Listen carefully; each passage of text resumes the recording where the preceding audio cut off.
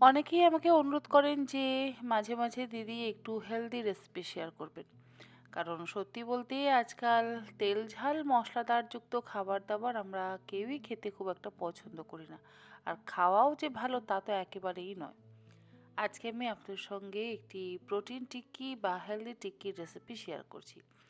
তার জন্য আমি একটা পাত্রের মধ্যে নিয়ে নিয়েছি ওই ছোট বাটির ১ বাটি সেদ্ধ কাবুলি ছোলা আর ছোট বাটির ১ বাটি সেদ্ধ রাজমা। এবারে একটা ম্যাশারের সাহায্যে কাবুলি ছোলা আর রাজমাটাকে আমি ম্যাশ করে নেব। ছোলা আর রাজমা কিন্তু আমি আলাদা আলাদা করে অল্প লবণ দিয়ে সেদ্ধ করে নিয়েছি।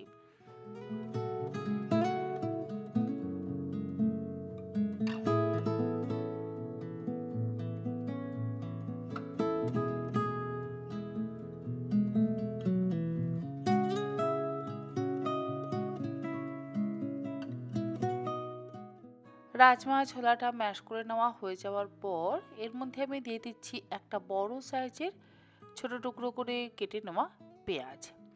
পেঁয়াজ আপনারা চাইলে দিতেও পারেন, আবার চাইলে নাও দিতে পারেন। যারা পেঁয়াজ খান না বা যারা নিরামিষ দিনে এই টিক্কিটা বানিয়ে খেতে চান তারা পেঁয়াজটাকে অবশ্যই অ্যাভয়েড করতে পারেন।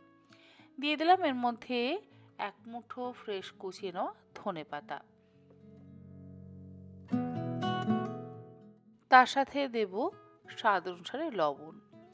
আমরা ছোলা এবং রাজমা সেদ্ধ করবার সময়তেও কিন্তু লবণ দিয়েই সেদ্ধটা করেছি, সেই জন্য লবণটা অবশ্যই বুঝে আমাদের ব্যবহার করতে হবে। আর দেব ২ টেবিল চামচ পরিমাণে বেসন। বেসনটা বাইন্ডিং এর কাজ করবে।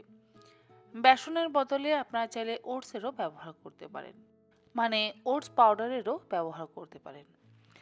দিলাম এর মধ্যে ওই ১ টেবিল চামচ পরিমাণে চালের গুঁড়ো। চালের গুঁড়োটা দিলে খুব সুন্দর একটা ক্রিস্পি ভাব আসে। আর দিচ্ছি অল্প একটু চিলি ফ্লেক্স ১/২ চা চামচ পরিমাণে। তার সাথে দেব ২টো মিহি করে কুচিয়ে নেওয়া কাঁচা লঙ্কা। লঙ্কার পরিমাণ বা ঝালের পরিমাণ আপনারা নিজেদের স্বাদ অনুসারে ব্যবহার করবেন। ১/২ চা চামচ দিলাম ধনে গুঁড়ো আর ১/২ চা চামচ জিরে গুঁড়ো।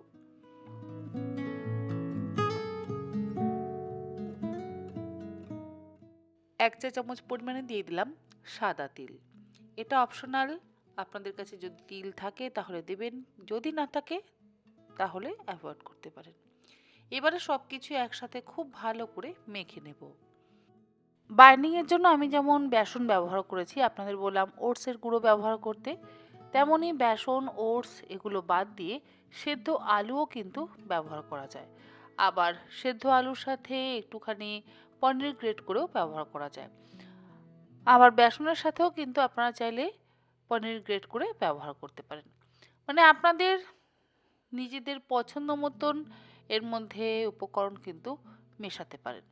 খুব ভালো করে আমার মাখানো হয়ে গেছে। এবারে এর থেকে আমি টিক্কি বানিয়ে নেব।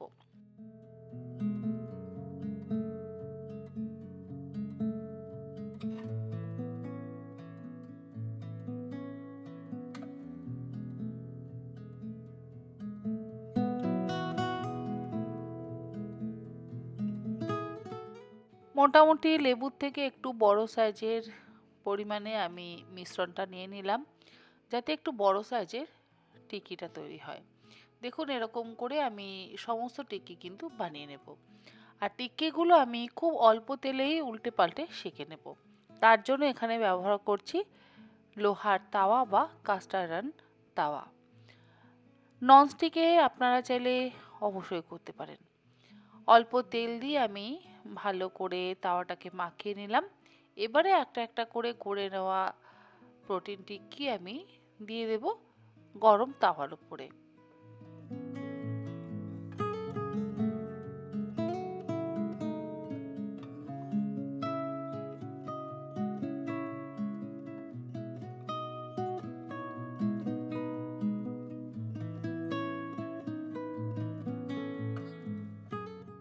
একটা সাইড হয়ে যাওয়ার পর অন্য সাইড উল্টে দেব।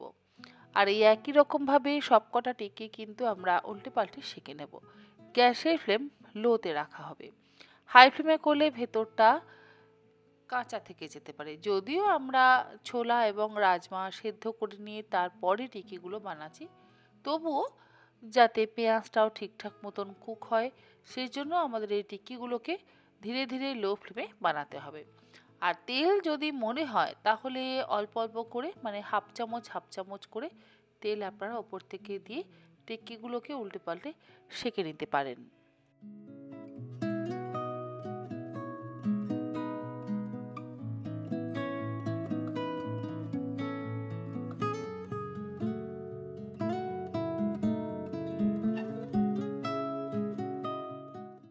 সমস্ত টিক্কি আমার লো ফ্লেমে উল্টে পাল্টে খুব ভালো করে সেঁকে নেওয়া হয়ে গেছে। আর এই টিক্কিগুলো আপনারা রুটির সাথেও কিন্তু খেতে পারেন, শুধু মুখেও খেতে পারেন, সাথে সস আর স্যালাড দিয়েও পরিবেশন করতে পারেন। তৈরি হয়ে গেল প্রোটিন টিক্কি।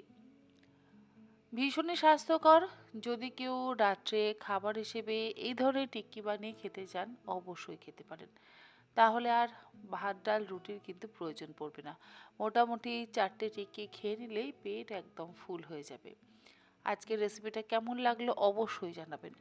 আমি তো টমেটো কেচাপের সাথে সার্ভ করছি, যদিও টমেটো কেচাপটা হেলদি নয়। তবে আপনারা হেলদি কোনো চাটনির সাথে অবশ্যই এই হেলদি টিক্কিটা সার্ভ করতে পারেন। আজকের মতন এই পর্যন্ত। এরকম আরও অনেক নিত্য নতুন রেসিপি নিয়ে আমি তনিশিকা হাজির হয়ে যাব তন্নির পাকশালাতে। আপনারা সকলে ভালো থাকবেন, সুস্থ থাকবেন। ধন্যবাদ।